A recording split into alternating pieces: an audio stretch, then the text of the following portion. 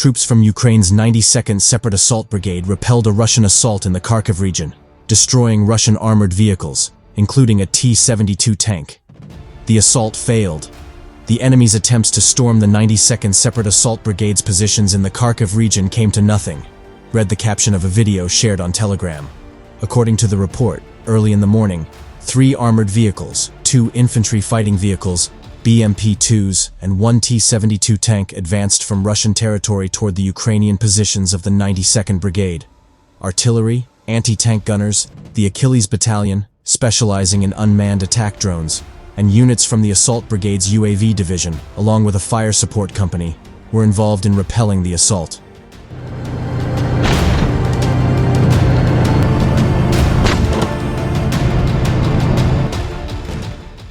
All Russian military equipment was destroyed during the attack, with the report also indicating Russian troop casualties, though exact figures were not specified. Additionally, the 3rd Assault Brigade had earlier released a video showing Ukrainian forces targeting and damaging Russian T-72 and T-80 tanks on the Kharkiv region front line. The Fatum shock unit of the anti-tank battalion carried out the strike. Fighters of the 3rd Assault Brigade hit Russian armor T-72 and T-80 tanks, both of which suffered damage to their turrets, the statement read. Footage revealed that Russian tanks and supply trucks were hit by Ukrainian FPV drones. With FPVs, 5 more enemy supply trucks were overturned. 3 were skillfully hit while in motion, the report said. A Ukrainian serviceman told Kyiv Post that all targets were struck on a road, suggesting that Ukrainian drone pilots may have taken control of routes connecting the front line to the rear.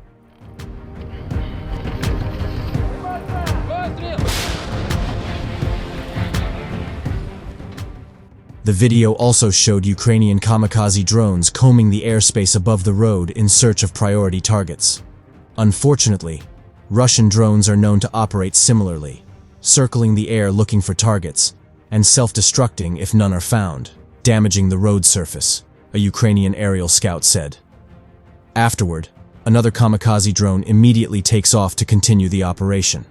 A new T-72 tank costs between $3 to $4 million, depending on configuration, while older Soviet-era T-72s are priced as low as $500,000. According to multiple sources, Russian T-80 tanks are priced between $2 to $4 million.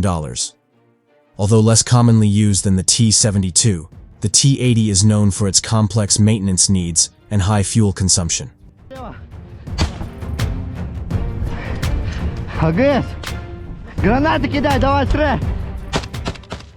Russian troops have made gradual advances north of Kharkiv, Ukraine's second-largest city, while Kyiv continues its offensive in Russia's Kursk region, which began on August 6, according to the Institute for the Study of War, ISW.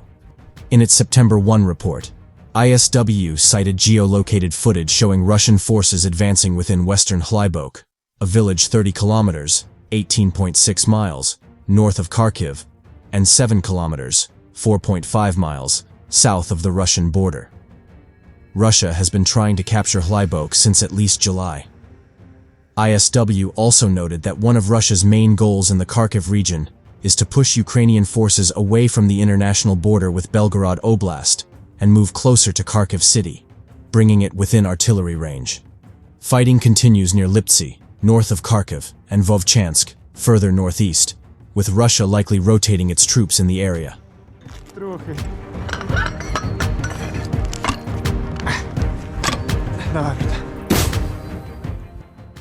Russian President Vladimir Putin stated that Kyiv's incursion into the Kursk region won't stop Moscow's progress in eastern Ukraine. While the claims are currently impossible to verify, the Ukrainian open-source intelligence, OSINT, channel Deep State, seemed to partially confirm that Moscow's forces had begun a counter-offensive, saying that the situation on the left flank of the AFU group in the Kursk region has worsened. Deep State published footage of a Russian armored column that it said had been transported across the main Seam River and smaller tributaries in the Glushkovsky district. It also reported that Russian forces, having taken Koronevo after the AFU withdrew, were moving in the direction of Snagost.